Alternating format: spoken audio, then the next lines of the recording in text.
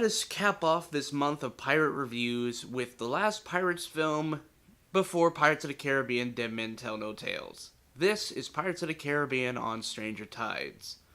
Now, back in 2007, the trilogy ended on a very high note, even though it was a very clustered film with a lot of plot points that needed to be ended, like the Lord of the Rings Return of the King ending. It would stand to reason that it would be a perfect end to a franchise that needed to move on, and there would be more franchises to be had.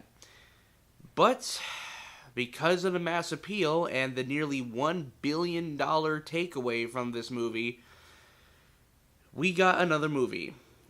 And the reason why for this movie was being made? Well, because of the audience attraction. And I'm pretty sure that with Pirates 5, it's going to be a bigger story to be told. Seeing how this movie behind me made over $1 billion at the box office when it was running. Now, back in 2007, the idea of a fourth movie was, well, not really seen. Everyone thought that it ended nicely on a nice note, and it didn't really need to be furthered. Even I felt the same way. But when it was announced back in 2009 that there would be another one coming out in 2011, many people were not really into it. But then people started to learn of the plot and the characters that would be entwined in it. And a lot of people were questioning, would Will Turner and Elizabeth Swann return? Would classic characters make their return in this movie? Well, the short answer is no. For the most part in this movie, the actors for Elizabeth and Will both said that they didn't want to come back for this fourth one. And seeing how the fifth one is going to have a return by Will Turner, or in this case now the new Davy Jones, it stands to reason how this movie, this certain movie, the fourth movie, has shaped the outcome of what might become a good fifth movie. But let's look at the plot of this movie, for short. So this follows the events of At World's End and picks up with Jack Sparrow in London, trying to evade the Parliament as he is trying to rescue Joshua Gibbs, where he is then kidnapped by the King's men to go onto a expedition of sorts to find the Fountain of Youth, which he has been searching for since the last film. And he is then reunited with Captain Barbossa, who is now shipless. Apparently he lost the Black Pearl. And also legless as well. And he's now a privateer.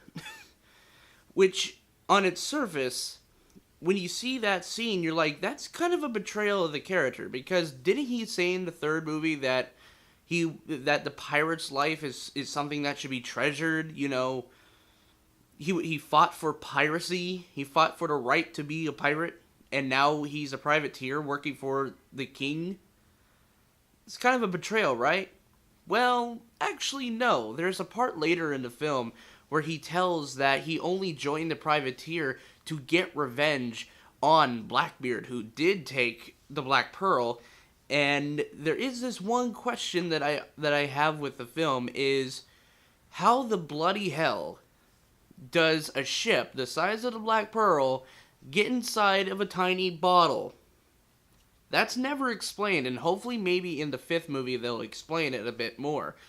Because we do see in certain trailers for the fifth film that there is the Black Pearl is still inside of the glass bottle.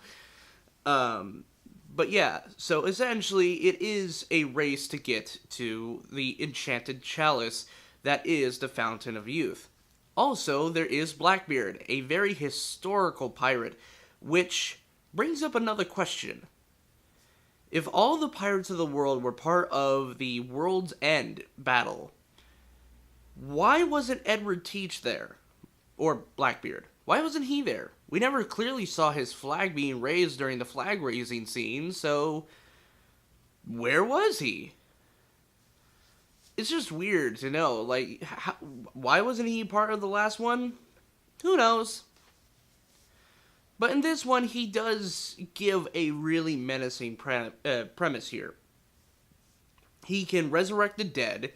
He can take control of any ship using the power of his sword, which is somehow enchanted with voodoo magic, I guess. The main thing to take away from here is that the villains of this story are zombies and voodoo people. So yeah, we start off with undead skeletons, sea creature people, and now voodoo. Very, very nice to see a little mix of the supernatural in here again.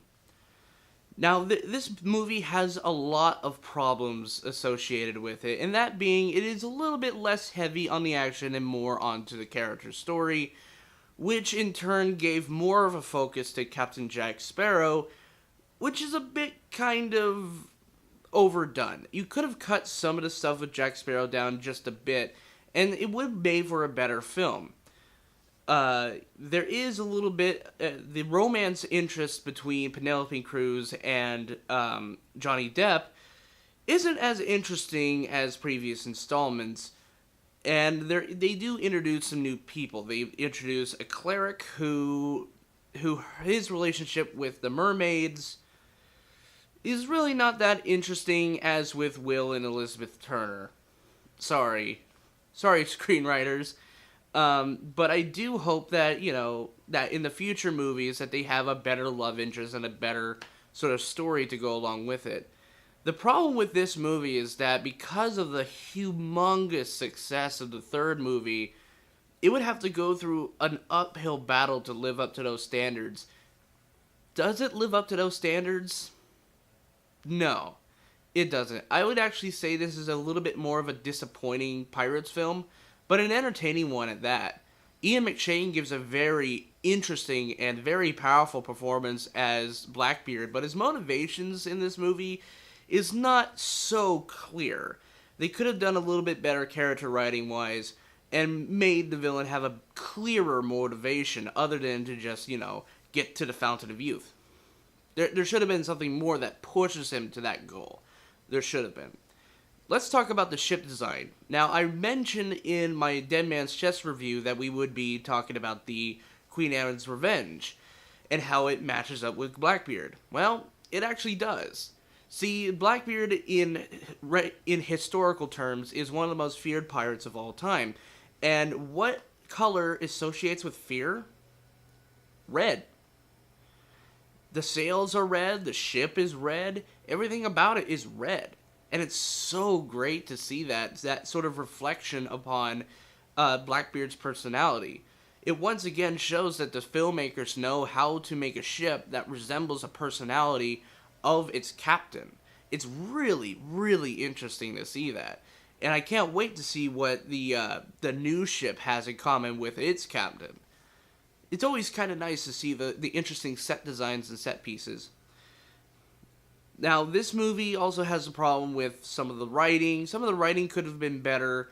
But other than that, this isn't that bad of a film.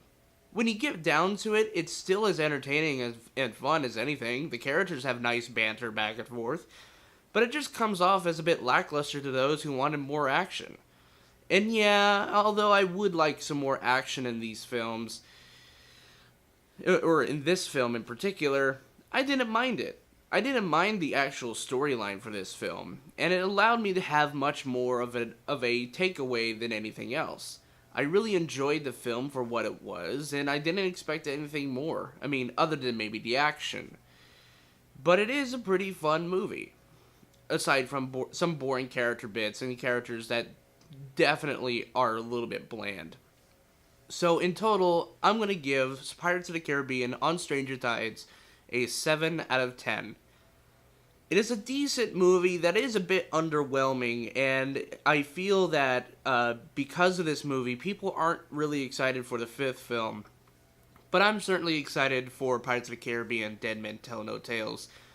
So what do you think, guys? Which is your favorite Pirates of the Caribbean movie? What is your favorite pirate character? Do you think it's Barbossa? Actually, mine is Barbossa, because he's probably the biggest character out of the entire movies.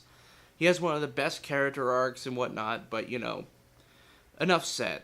So, it's been a pirate's life for me. My name's been Nicholas Jennings. I've been your captain on this voyage, and bon voyage.